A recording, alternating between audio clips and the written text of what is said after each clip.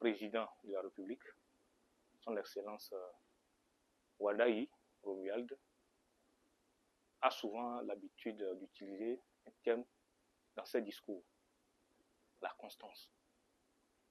Il a promis gouverner avec courage et constance. Constance, juste pour dire qu'il veut être fidèle à ses promesses.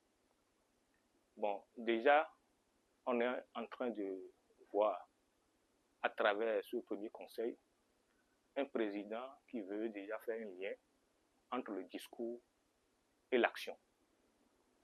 Il a promis dans son projet de société combattre l'extrême pauvreté. Et déjà à travers ce conseil, nous voyons qu'il a pris des mesures fortes allant dans le caractère social. Lorsque nous venons au niveau de la santé, le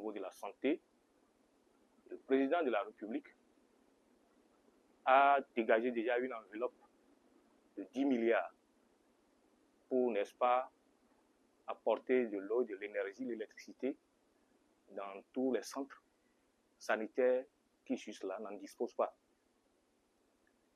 Et il a pensé également à des cas d'urgence vitale où il a mis, n'est-ce pas, une enveloppe d'1 milliard pour constituer au niveau de tous les hôpitaux du Bénin un stock de produits pour prendre en charge ces cas d'urgence vitale-là, c'est-à-dire des gens dont, les patients dont le pronostic vital est engagé. Donc je pense que c'est des mesures vraiment importantes qui puissent impacter le quotidien des Béninois. Lorsque nous venons au niveau de l'éducation, je crois que c'est vrai que la gratuité, n'est-ce pas, de l'enseignement secondaire technique était en vogue. Mais pour cette fois-ci, il a eu le courage de généraliser la mesure de 6e en terminale. Je crois que ça va vraiment soulager nos pauvres populations qui peinent, n'est-ce pas, à porter le nécessaire aux filles, une fois qu'ils sont dans nos collèges et lycées. Maintenant, en dehors de ça, il a dégagé 10 milliards pour apporter de l'eau potable et de l'électricité également dans tous ces établissements publics-là qui n'en disposent pas. Est-ce que vous voyez? Mais lorsque nous venons au niveau de l'agriculture, là encore, c'est le comble. C'est le comble. Il a promis subventionner les intrants agricoles, et non seulement des intrants, il a prévu des primes spécifiques aux agriculteurs. Lorsque nous prenons le coton, la spéculation coton,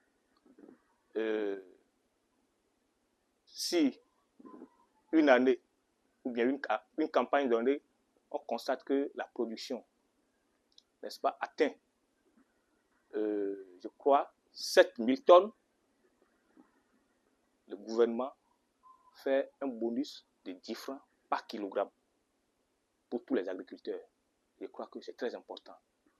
Pratiquement même chose pour les filières riz, cajou et j'en passe.